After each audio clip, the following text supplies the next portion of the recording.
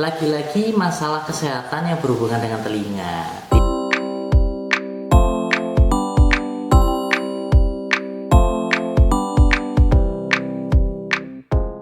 Telinganya rusak, infeksi, yang mengharuskan harus diamputasi.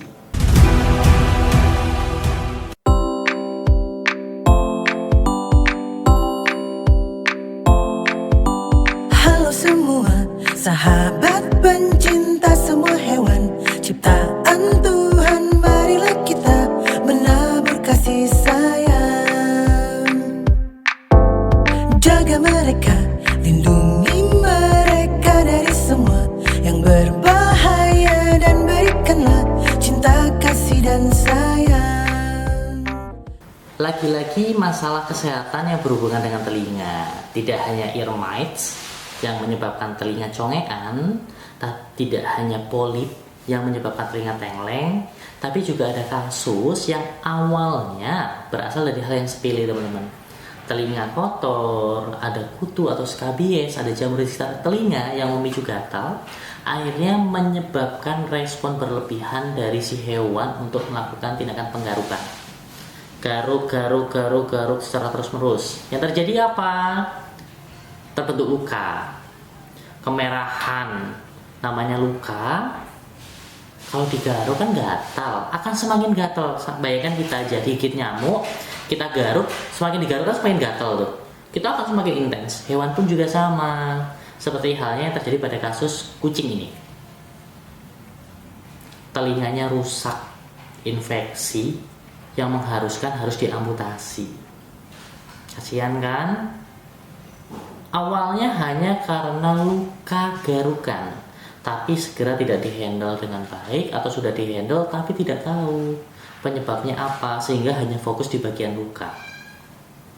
Jadi kalau teman-teman menjumpai kasus seperti ini, ada kucing yang sering garuk-garuk, anjing sering garuk-garuk area telinga, segera dicek. Bisa jadi awalnya ada ear mites atau jamur atau skabies atau demodex atau yang lainnya.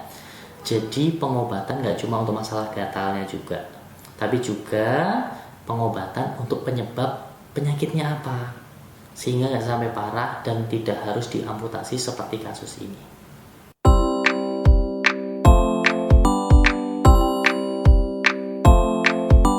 Halo semua, sahabat pencinta semua hewan ciptaan Tuhan, marilah kita menabur kasih sayang.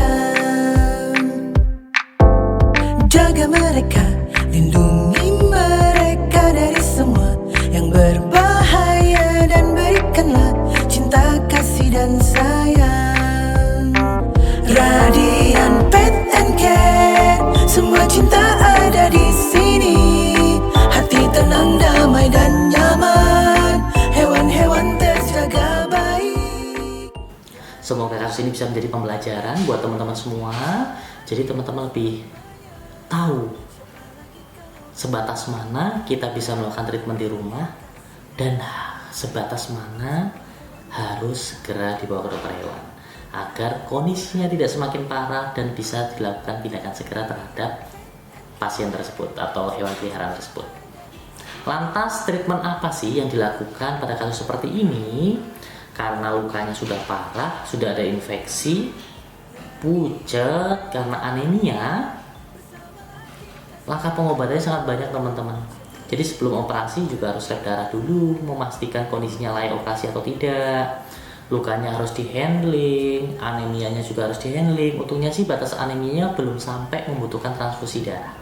Semisal anemia parah, pasti transfusi darah juga harus dilakukan, tapi untungnya tidak. Penginfusan, perbaikan nutrisi, dan lain-lainnya.